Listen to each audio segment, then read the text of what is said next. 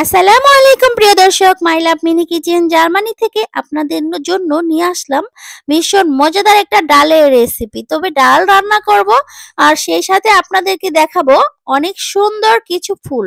যারা নাকি ফুল ভালোবাসেন তারা কিন্তু অবশ্যই এই ভিডিওটা খুব ভালোবেসে দেখবেন, আর যারা ফুল ভালোবাসেন না তারা তো স্কিপ করে চলে যাবেন। তবে আমার মনে হয় না যে কেউ ফুল ভালোবাসে না, এরকম মানুষ পৃথিবীতে খুঁজে পাওয়া খুবই কঠিন। মানে ফুল তো সবাই ভালোবাসে, আমি কিন্তু ফুল দেখলে অনেক ভালোবাসি। ফুল দেখলে আমার খুবই ভালো লাগে, আর আমি তো সেখানে দাঁড়িয়ে অবশ্যই ভিডিও করে নিয়ে আসি। আর মনে মনে ভাবি আমি এত সুন্দর সুন্দর জিনিস দেখছি, তো আমার বন্ধুদের সবাইকে দেখাই, তারাও একটু দেখুক আমাদের ইউরোপে কত রং বেরঙের ফুল ফুটেছে, কত সুন্দর লাগছে ফুলগুলো দেখতে।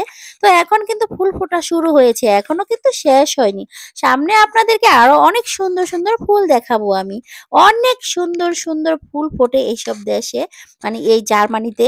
জার্মানি, ইতালি, তারপরে ফ্রান্স, এইসব ইউরোপের সবগুলো দেশে এই একই ধরনের ফুলগুলো এখনই ফুটবে। অনেক সুন্দর লাগে, আর ফুলগুলো যখন ফোটে গাছে কিন্তু তখন মাত্র পাতা আসা শুরু করেছে, মানে পাতা এখনো আসেনি কিন্তু ফুলগুলো ফুটে গিয়েছে। সেটাই আশ্চর্য লাগে যে এত এত ফুল ফুটে ভরে আছে, গাছে কিন্তু তেমন একটা পাতা নেই। তো যাই হোক, ফুলগুলো দেখে কার কার কাছে ভালো লাগছে, এই ফুলগুলো দেখে যদি আপনাদের কাছে একটু হলেও ভালো লাগে তাহলে অবশ্যই আমার চ্যানেলটাকে সাবস্ক্রাইব করে আমার পাশে থাকবেন। আমার পাশে যে সকল আপুরা আছেন সব সময় তাদেরকে জানাই অসংখ্য ধন্যবাদ। আর এই যে এটা হচ্ছে আপেল গাছ, আর কি আপেল গাছের ফুল এগুলো। আর এটা হচ্ছে সোহানার, আমার ছোট মেয়ে যে সোহানা, ওর স্কুল কিন্ডার গার্ডেনের সামনে গেটের সামনে এই গাছটা রেখেছে। আর এই তো এটাও ওর কিন্ডার গার্ডেনের সামনেই, এই গাছটাও অনেক সুন্দর সুন্দর ফুল ফুটে ভরে আছে।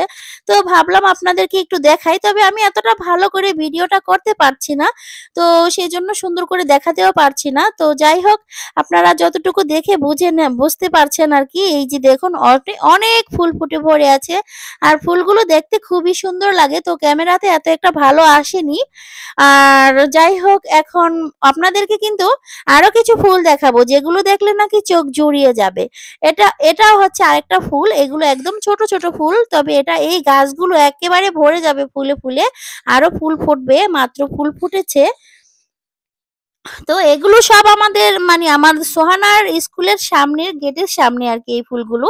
তো কয়েকদিন পরে এগুলো আর থাকবে না। আর এই যে এটাও কিন্তু সোহানার স্কুলের সামনে থেকে আসার সময় যে রাস্তাটা, সেই রাস্তার পাশে এই গাছে এত এত ফুল ফুটেছে, মানে ফুলগুলো দেখলে মানে অবাক লাগে। তো ক্যামেরাতে এতটা ভালো বোঝা যাচ্ছে না, আমি একদম কাছে থেকে আপনাদেরকে একটু দেখাবো ফুলগুলো। এত সুন্দর ফুল, এই গাছে কিন্তু কোনো পাতা হয়নি এমন অবস্থা, শুধুমাত্র ফুল ফুটেছে কয়েকটা। এই ফুলগুলো মানে দেখলে অনেক সুন্দর লাগে, আর এটার কালারটা এত সুন্দর, ক্যামেরাতে খুব বেশি একটা ভালো আসেনি।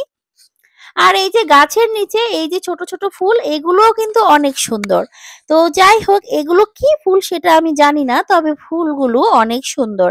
আর গাছের নিচে চলে আসলাম, আর নিচে চলে এসে আপনাদেরকে একটু কাছ থেকে দেখানোর চেষ্টা করছি। আসলে আসলে ফুলগুলো দেখুন কতটা সুন্দর, অসম্ভব সুন্দর এই ফুলগুলো, আর এই গাছের নিচে এই ফুলগুলো ফুটেছে। তো যাই হোক, এই যে আরো একটু ভালো করে আপনাদেরকে দেখিয়ে দিব গাছের ফুলগুলো। মানে গাছে কোনো পাতা নেই, এত এত ফুল ফুটে ভরে আছে, আমার কাছে খুবই অবাক লাগে এই ফুলগুলো দেখলে, আর অনেক ভালো লাগে। আমি কিন্তু অনেক ভালোবাসি এই ফুলগুলোকে, আর সেজন্যই কিন্তু আপনাদেরকে একটু দেখালাম। না দেখিয়ে থাকতেই পারলাম না, আসলে সত্যি কথা যেটা আমার কাছে মনে হচ্ছে যে আপনাদেরকে একটু দেখাই, দেখাতে পারলে আমার কাছে ভালো লাগবে। আর ফুল যারা ভালোবাসেন তারা কিন্তু সত্যিই অনেক খুশি হবেন, তাই না? তো যাই হোক, এই যে ফুলগুলো আমার কাছে অসম্ভব সুন্দর লেগেছে, আপনাদের কার কার কাছে সুন্দর লেগেছে অবশ্যই কিন্তু কমেন্ট করে আমাকে একটু হলেও জানাবেন। আর যারা নাকি আমার ভিডিও স্কিপ করে চলে যাবেন তারা তো বলতেই পারবেন না আমি কি বললাম। তো যাই হোক, আর যারা স্কিপ করবেন না তারা তো সত্যি সত্যিই বলতে পারবেন আমি এখন কি বলেছি। আমার এই ফুলগুলো কার কার কাছে ভালো লেগেছে অবশ্যই কিন্তু কমেন্টের মাধ্যমে আমাকে জানাবেন আমি এই কথাটা বলেছি, ঠিক আছে? তো যাই হোক, এই তো আশেপাশের সামনে আরো একটা বাড়ি, এই বাড়ির সামনে এই বাড়ির পরিবেশটা আমার কাছে যে কত ভালো লাগে সেটা আমি বলে বোঝাতে পারবো না। আমি কিন্তু এখানে আর কি গাড়ির স্টেশন, মানে এই এই বাড়িটার সামনেই এই গাড়ির স্টেশন, এখানে আমি এসে দাঁড়াই। আর এখানে দেখুন কত সুন্দর এই বাগানটা, এই বাগানটা আমি যত দেখি ততই মুগ্ধ হই, আর অনেক ভালো লাগে। আর এই যে ফুলগুলো দেখুন কত সুন্দর। আর এই বাড়িওয়ালা সবসময় নতুন নতুন ফুল দিয়ে একদম ওনার বাড়িটাকে ভরে রাখে, মানে কিছুদিন পর পরই চেঞ্জ করে। তো এই যে মানে ফেরমাতার সামনে চলে এসেছি, গাড়ির স্টেশনের সামনে। তো এখানে অনেকগুলো কবুতর আছে, সেই কবুতরগুলো আপনাদেরকে একটু এক ঝলক দেখিয়ে দিই। এই কবুতরগুলো কিন্তু এখানেই থাকে, এগুলো সারাদিন এখানে ঘোরাঘুরি করে। আরো আছে অনেকগুলো ঝাঁকে ঝাঁকে আসে, তো অল্প কিছু ছিল সেটাই আপনাদেরকে একটু দেখালাম। তো দেখুন কতটা সুন্দর লাগছে অনেকগুলো কবুতর। আর এই যে রাস্তার সামনে দেখুন একটা মানে ডিমের গাছ, মানে এখন এখানে একটা ফেস্তা চলছে, সেই জন্য ডিমের ফেস্তা এটা। তো যাই হোক, এখন এই যে আমি মূল রেসিপিতে চলে যাচ্ছি। অনেক কিছুই বললাম আর অনেক কিছু দেখালাম। আমি আজকে মূলো দিয়ে ডাল রান্না করব। তো আমার এই মূলোর রেসিপিটা কিন্তু অনেক মজাদার হতে যাচ্ছে। প্রথমে আমি ডাল ধুয়ে নিয়েছি, তারপরে চুলাতে বসিয়ে দিয়েছি আর লবণ দিয়ে দিলাম একটুখানি। লবণটা পরিমাণ বুঝে আস্তে আস্তে দিতে হবে। তো ডালটাকে প্রথমে লবণ দিয়ে আমি চুলাতে বসিয়ে দিলাম। আর এখানে আমি যে মূলোটাকে এখন আমি ছুলে পরিষ্কার করে নিয়েছি, তারপরে যে কেটে নিচ্ছি দেখতে পাচ্ছেন। ঠিক এইরকম পাতলা পাতলা করে কেটে নিতে হবে। তো এরকম পাতলা পাতলা করে কেটে নিয়ে আমি মাঝখানে একটা টুকরো করে নেব, তাহলেই হয়ে যাবে। আর এটা দিয়ে ডাল খেতে কিন্তু অনেক বেশি মজাদার হয়। আমার কাছে তো খুবই ভালো লাগে মূলা দিয়ে ডাল। তো এই যে দেখুন মূলাটাকে আমি কেটে ধুয়ে নিয়েছি, তারপরে আমি এখন হলো এই ডালটা যখন বলক চলে এসেছে এই পর্যায়ে আমি দিয়ে দিলাম কিছু পেঁয়াজ চিকন করে কেটে রেখেছিলাম সেটা। তারপরে দিয়ে দিব হলুদ গুঁড়া হাফ চা চামচের থেকে একটুখানি কম। আর এই হলুদ গুঁড়া দিয়ে দেওয়ার পরে এখন আমি দিয়ে দিব 1 চা চামচ আদা রসুন বাটা। এগুলো দিয়ে ডালটাকে আমি কিছুক্ষণ রান্না করে নিব। তো এভাবে করে ডাল রান্না করলে কিন্তু অনেক বেশি মজা লাগে, আর এটা দিয়ে ভাত খেতে অনেক মজা হয়। আর আমার কাছে তো খুবই ভালো লাগে। এখন আমি দিয়ে দিলাম সেই কেটে রাখা ধুয়ে রাখা মূলাগুলো। তো মূলাগুলো এখন আমাদের দিয়ে দেওয়ার পরে যখন নাকি এটা বলক চলে আসবে, বলক চলে আসলে চুলার জালটাকে আমরা কমিয়ে বসে রাখবো।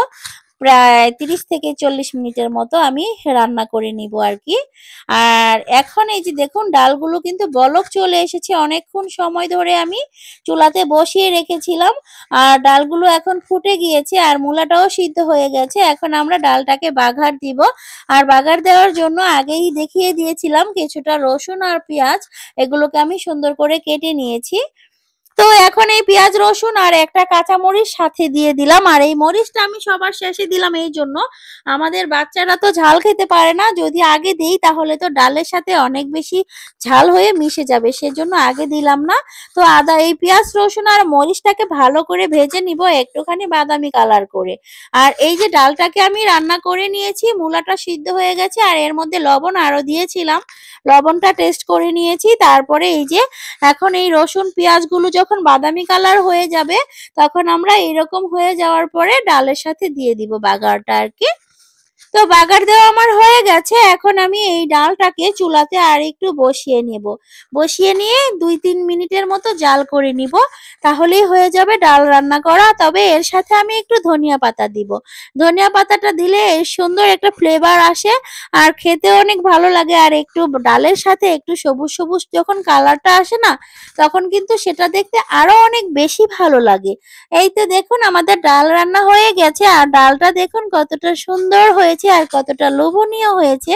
আমার কাছে কিন্তু খুবই ভালো লেগেছে। আর এই ডাল দিয়ে কিন্তু অনেক মজা করে ভাত খেয়েছিল আমার বাচ্চারা, ওরা অনেক পছন্দ করে এই ডাল দিয়ে ভাত খেয়েছিল আর আমার কাছে তো খুবই ভালো লেগেছিল। তো অনেক দিন পরে আর কি ডালটা রান্না করেছি, সেই জন্যই আপনাদেরকে একটু দেখালাম। তো আমার ডালের রেসিপিটা আপনাদের কাছে কেমন লেগেছে সেটা কিন্তু অবশ্যই কমেন্টের মাধ্যমে আমাকে জানাবেন। আর যে সকল আপুরা প্রতিদিন আমার সাথে আছেন সেই সকল আপুদেরকে জানাই অসংখ্য ধন্যবাদ। আপুরা এভাবেই আমার সাথে থাকবেন, আর আমার সাথে যারা যারা থাকবেন আমি তো তাদের বাড়িতে যাবই, একবার হলেও যাব সারাদিনে, যখন পারবো তখনই যাব। আর সেই দিন যদি নাও পারি পরের দিন তো অবশ্যই যাব। আমি কিন্তু সবার সাথেই দেখা করতে যাই, সবার বাড়িতে। এটা কিন্তু আমি কখনোই মিস করি না। আমার যত কষ্টই হোক, একদিনে না পারলে 2 দিনে হলেও আমি কিন্তু দেখে দেই। যেদিন আমি সময় পাই না, পরের দিন হলেও আমি কিন্তু প্রত্যেকটা আপুর বাড়িতে যেয়ে ঘুরে আসি। তো সবাই কিন্তু আমাকে মনে রাখবেন, কেউ কিন্তু আবার আমাকে ভুলে যাবেন না। আর এই পর্যন্ত আমার সাথে থাকার জন্য সবাইকে জানাই অসংখ্য ধন্যবাদ। একটা লাইক দিয়ে সবাই আমার ভিডিওটাকে কন্টিনিউ করবেন। আল্লাহ হাফেজ।